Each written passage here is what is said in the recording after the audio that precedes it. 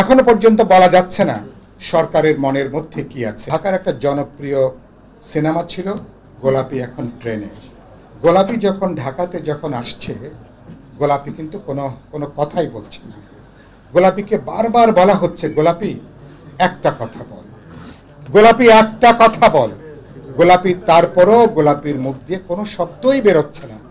শেষ পর্যন্ত রেগে মেগে মহিলা বললেন, গোলাপি মনের কথা কি আছে খুলে কও, মনের কথা কি আছে এটা খুলে বল। এটা 10 মাস পার হয়েছে, এখনো পর্যন্ত সরকারের মনের কথাটা কিন্তু তারা কিন্তু খুলে বলছেন না।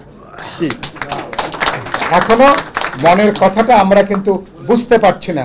উত্তরে সিগন্যাল দিয়ে ডানে যাচ্ছে এবং দক্ষিণে সিগন্যাল দিয়ে উত্তরে যাচ্ছে, পূবে সিগন্যাল দিয়ে ওনারা পূব দিকে বা ওনারা পশ্চিমে ওনারা হাঁটছেন। আরে বাবা, কথা নাই বার্তা নাই, মানবিক করিডোর, এটা তো আপনাদের কাজ না এটা। এবং যেই উপদেশটাকে কি বলে, এটা হাই রিপ্রেজেন্ট করা হলো রোহিঙ্গা বিষয়ক উপদেশটাকে। প্রথমে তিনি চমক দেখালেন, 1,80,000 রোহিঙ্গাকে 6 মাসের মধ্যে আরাকানে তিনি তাদেরকে প্রত্যাবাসন করবেন, ফেরত পাঠাবেন। ওমা, তারপরে খবর নাই। 2 দিন পরে জানা গেল গত 10-11 মাসে প্রায় 1.5 লক্ষ রোহিঙ্গা নতুন করে বাংলাদেশে ঢুকেছে। ওনার এই সাফল্যের জন্যই কি ওনাকে আবার প্রায় 3 বাহিনীর উপরে একটা দেখভাল করার জন্য নজিরবিহীনভাবে জাতীয় নিরাপত্তা উপদেষ্টার পদে ওনাকে আবার বসানো হলো।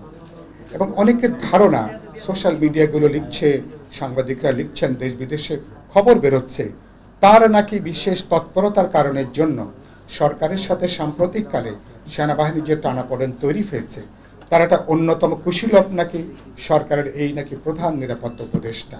তো এগুলো হবে কেন? এগুলো আমরা কেন দেখতে হবে? ইতিমধ্যেই সেনাবাহিনী পরিষ্কার করে বলেছেন, আগের দিন সেনাপ্রধান বলেছেন, কালকে সেনা দপ্তর থেকে তারা পরিষ্কার করে বলেছেন, তাদের বক্তব্যটা মানুষ গ্রহণ করেছে। তাদের বক্তব্যকে মানুষ সাধুবাদ জানিয়েছে। সেনাবাহিনী যেখানে সুযোগ পেলেই তারা হস্তক্ষেপ করে, ক্ষমতা দখল করে। বাংলাদেশের এরকম একটা ক্রান্তিকালেও তারা বলছেন, আমরা গণতন্ত্র চাই, দেশে নির্বাচিত সরকার চাই এবং আমরা পেশাগত দায়িত্ব পালন করতে চাই।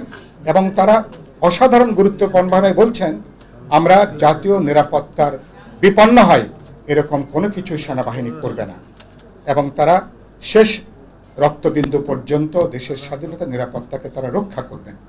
তাহলে স্বাভাবিকভাবে এগুলো বলবার কথা না, কিন্তু এরকম একটা অবস্থাতে উচিত হবে না। আমরা বলেছি প্রধান উপদেষ্টাকে, আপনাদের কেউ চেষ্টা করছেন সরকারের সাথে সেনাবাহিনীর টানাপোড়েনটা বাড়িয়ে তোলার জন্য, এই তৎপরতা বন্ধ করতে হবে।